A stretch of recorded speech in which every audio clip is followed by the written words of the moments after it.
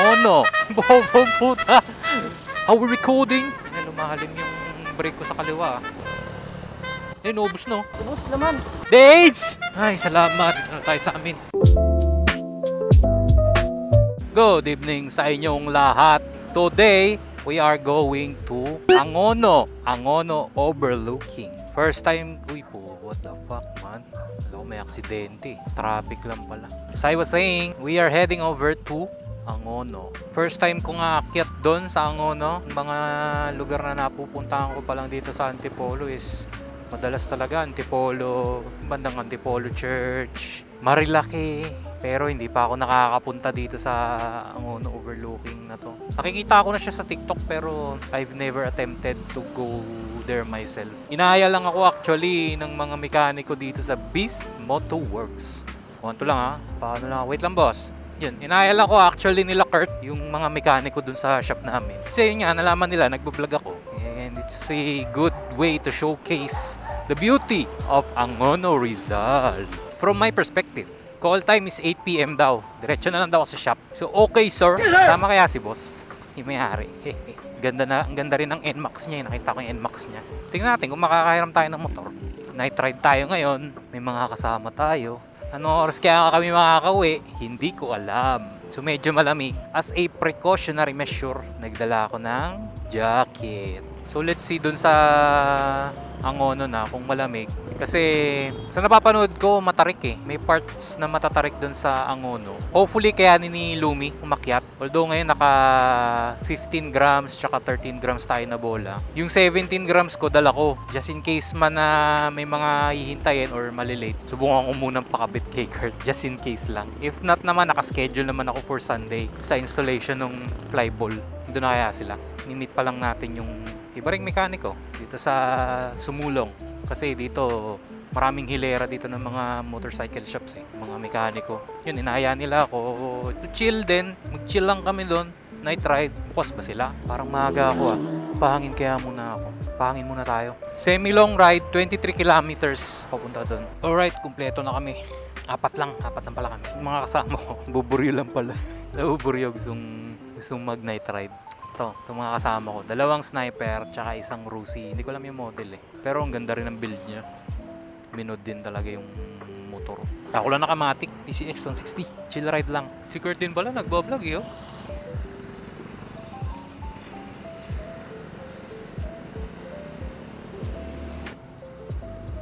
Pagas muna. 91 tayo. Pagas muna tayo. 91, 100. Basta. Thank you. Alright, let's go. Follow the leader lang tayo. Masinag. Sinag pa lang. Dadaanan namin is through ano kami? Through Antipolo. Ano, alas 8 na. Traffic pa rin dito. Ay, di ko kaya isingit dyan. Pas tayo dyan. Nasa si Marvin? Lapad kasi. Nasaan si Kurt?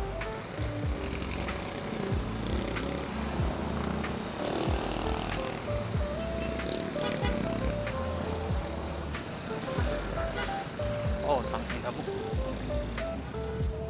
Tangina, tama ba ako ng niliguan? Mali. Sinasabi. Mali.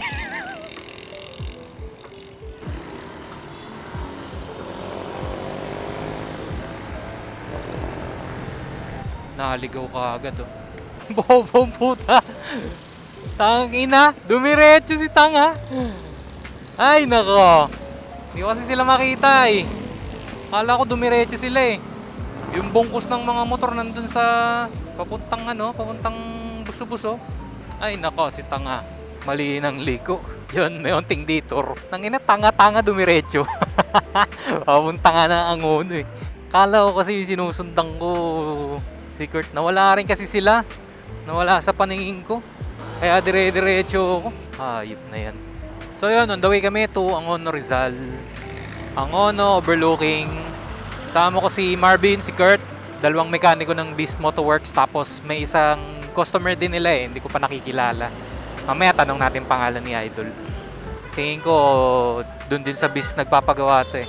Familiarization muna. Handa ko nga mga likod ng mga to. Ganda pala ng pailaw ng Centro Mall, oh. Laki ng budget na ito sa Christmas decor. Ganda, oh. Ngayon lang ako nakakit dito sa Antipolo ng gabi na. Ngayon ko lang nakita itong sentro. Paggabi. Ganda. Nice. May 24 chicken din pala dito. How we recording? Friday pala ngayon. Daming tao. Peryahan. Oh. Malamang sa malamang to. Daming tao dun sa overlooking na yun. Pero gabi naman hindi. Mas maraming tao yun. Malamang.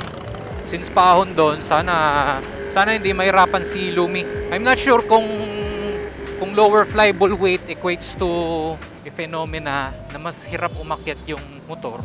Pero ito kasi ideal to for acceleration eh. Daming packet ngayon na. Ito may dala akong jacket. Mamaya na tayo mag-jacket. Nangyari sa rear brake ko. Ito na tayo sa twisties. Yan na, lumahalim yung brake ko sa kaliwa. The fuck happened? Dahil ba malamig? Nag-shrink? Hindi maganda ako ko dito ah. Wala yung likod oh. Nag-lock tong likod. Either nag-lock or nag-leak. Kurt!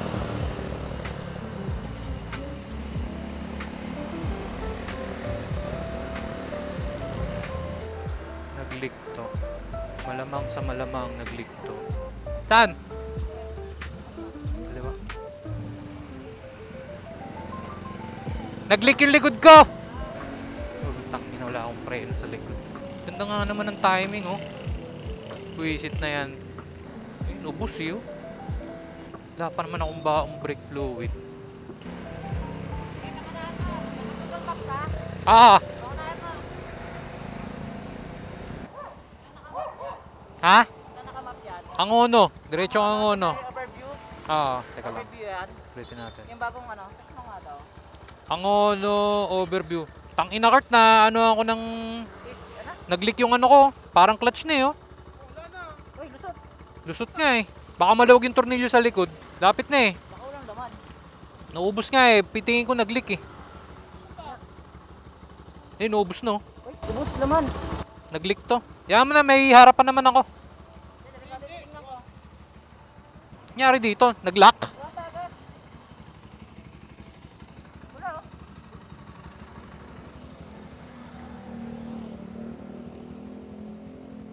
Baka kulang sa laman. Hindi, di ba nirepilan natin to? Oo, nilapin natin yan eh. Sa harap kaya? Teka, harap. Wala akong dalang fluid eh. Ay, puta, sa harap. Sarap? Sa Oh, ilalim? ito. Ito? Ito nga. Tangina, dami. Wala akong... Hindi, meron din. Combi to eh. Mm. May tools kayo? Matagas? Oo. Nawalan ako dito, naging clutch. Hanap tayo ng ano? Wala ka bang ano dyan? Ano ka dala? Meron ka dala? Kahit ano lang, ano ba to? 12? 12, meron dyan kayo dala. Higpitan mo lang, Kurt, para meron pa rin ako harap. Lapit ka dyan dala. Wala. Tangina, napakamalas naman.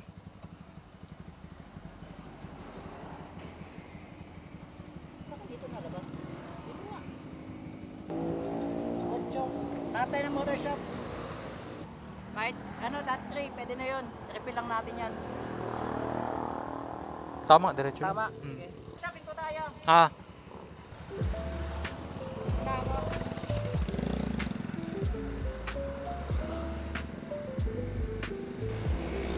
buti mekaniko mga kasama ko. Kaso hanap kami ng shop. Mauubos to sa harap eh. Nyari. Uy.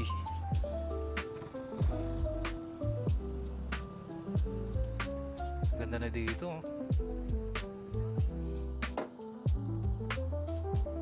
Tingin ko harap lang to. Balas naman oh. Maluwag. Buti yung likod lang yung nag-leak.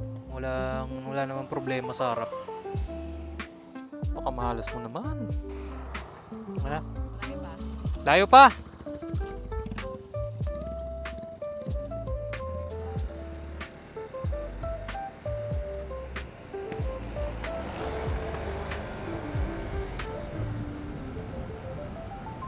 Ganda na ng overlooking dito man.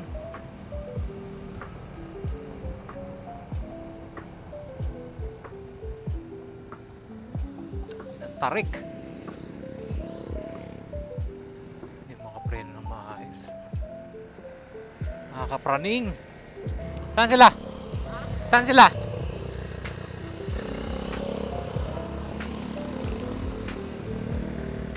So yon, konting update lang. Yung combi brake ko naging clutch. Lalim mo, may kagat pa rin siya. Pero pagkasagad na, ipapump mo. Ang hirap nito pag emergency braking. Thankfully meron pa akong brake sa harap. Pausok. Nasaan yung kasama namin? Always. Popo. Kaya yan guys, huwag nyo akong gagayahin. Ugaling magbaon ng tools. Yung tools ko naiiwan sa bahay. Hindi na nakapagbitbit.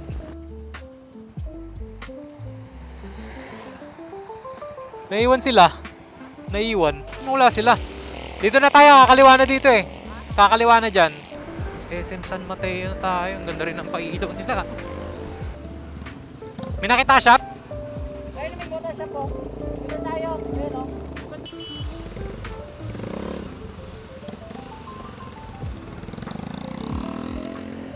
Boss, paano lang tumagas yung ano kaya? Yung combi?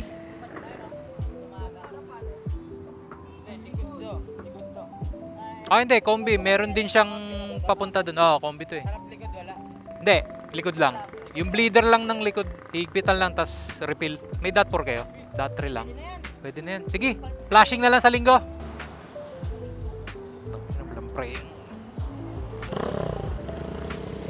Pwede pala dito, Kurt.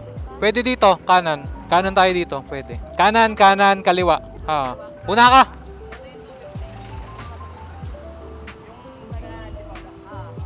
Ay puto, sikat ka pala. Ang ina, naka-Brembo eh.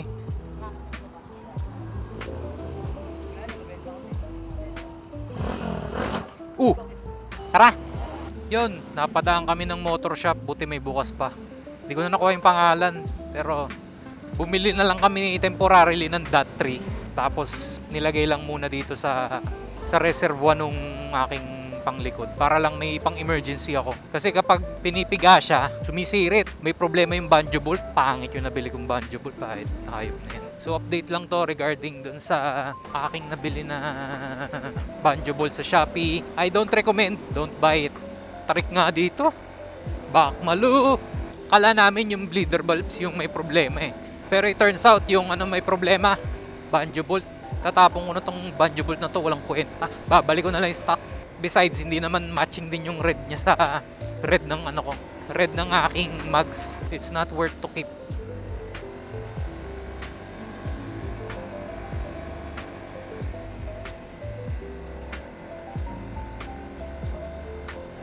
Ayan, dito na pala kami. Over the top.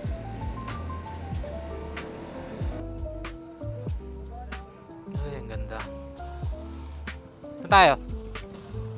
Bayad na kagad? Wow, may live band pa. Ang dami kainan dito.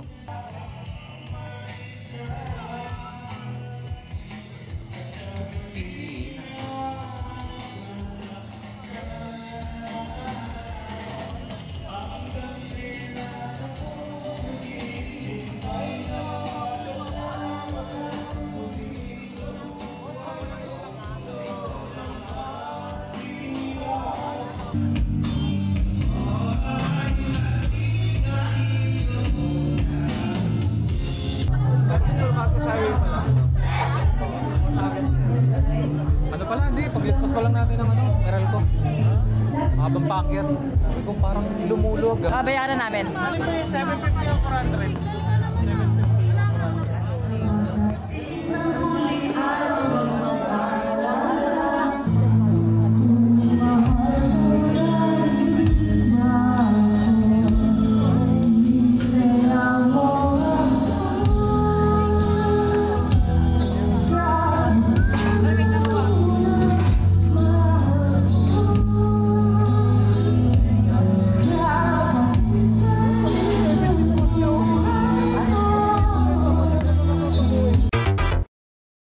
Ano nga pangalan nito? Over the top? Ha? Over the top? Ano sila? Tara!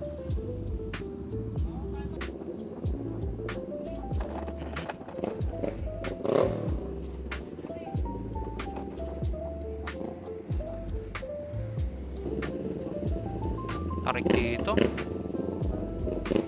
Tangina na. Palaban ako.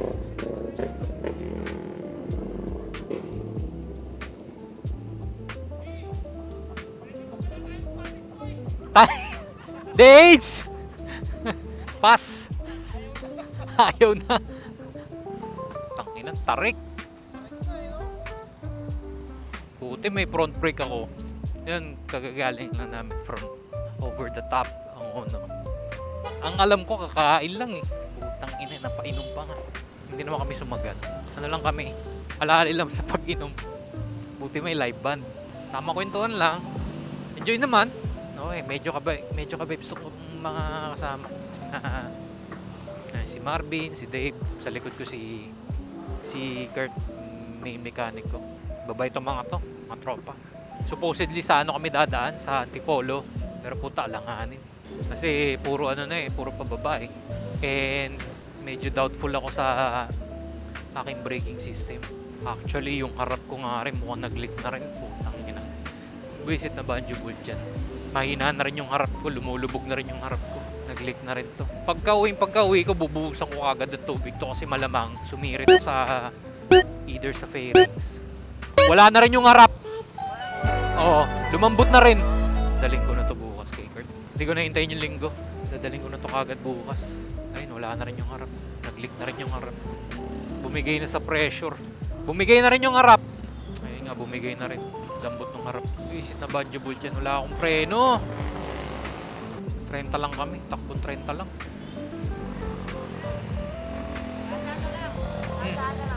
Grabing ano to. Grabing night ride to. Nawalan ako ng preno sa harap at likod. Inaalalay ako. 30 lang. 30-20 lang. Lesson learned. Huwag kayong bibili ng Banjo Bull sa Shopee. Tangin ng Shopee. Nakakayaki na kart. Talalay ako. Hindi sila maka normal speed. Buti tropa to mga to. Mababait. Ha?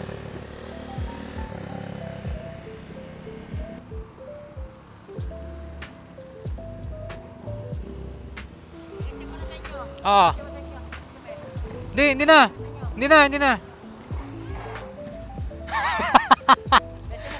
na. Kaya ko na to. Dumiretso na kayo sa inyo. Ano lang? Sa linggo. Daling ko to sa inyo. Flashing natin. Bin! Thank you, Bin. Teka lang. Bante ako. Bante ka, Kurt.